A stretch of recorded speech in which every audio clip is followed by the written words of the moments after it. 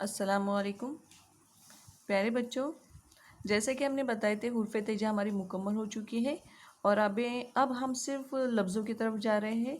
लफ्ज़ों को किस तरह से लिखना है, आज से 2-3 दिन या सिर्फ 2 दिन आपकी लफ्ज़ों की प्रैक्टिस होंगी। उसके बाद हम जुमलों पे आ जाएंगे इंशाल्लाह। तो देखिए लफ्ज़ों को किस तरह लिखना है। जैसे कि हमने आपको बताए थे कि ये 2 लाइन के बीच का जो फासला है वो पूरा 100% है।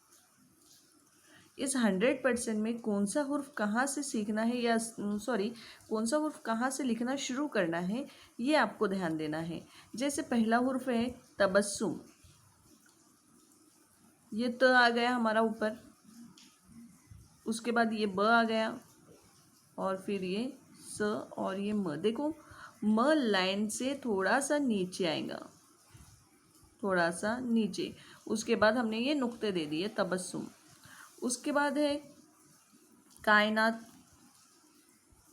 देखो कायनात में अलिफ आया जो ऊपर से नीचे थोड़ा सा फासला छोड़ के, और काफ की डंडी ये ऊपर से थोड़ा ऊपर की लाइन से थोड़ा शुरू होके, ठीक है।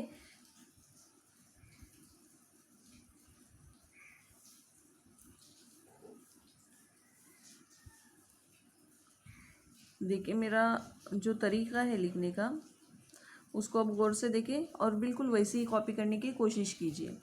उसके बाद है कलम।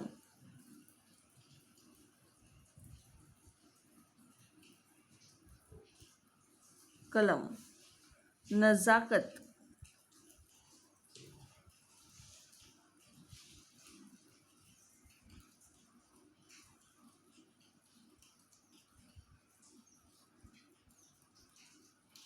देखो यहाँ पर नज़ाकत में त आ गया, त आ गया हमारा लाइन नंबर 3 और लाइन नंबर 1 को आपको ध्यान में रखना है।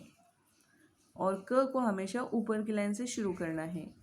क है, उसके बाद ल है, इनको ऊपर की लाइन में जाना है हमें, ये जहन में रखेंगे।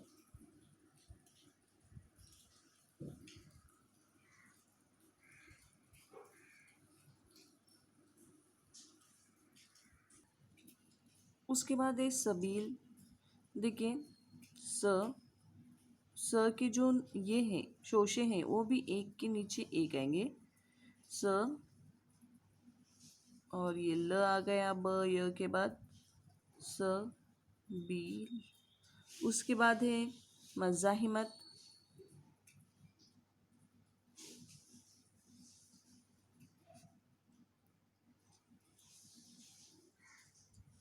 मज़ाहिमत। उसके बाद है खुदगर्ज।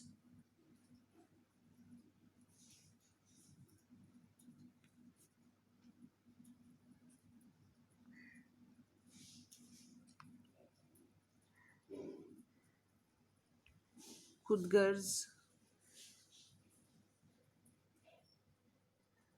उसके बाद है ताजिर।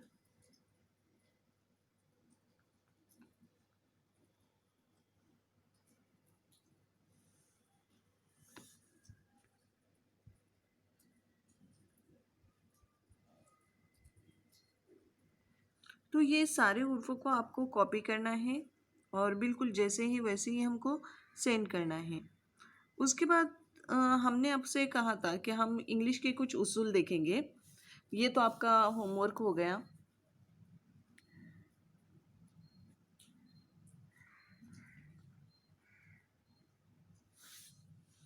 क्योंकि उर्दू की क्लास वर्क का तो तकरीबन ख़त्म हो चुका है, सिर्फ अभी लफ्ज़ों की कुछ प्रैक्टिस हो जाने के बाद हम आगे जुमलों पर आ जाएंगे इंशाल्लाह।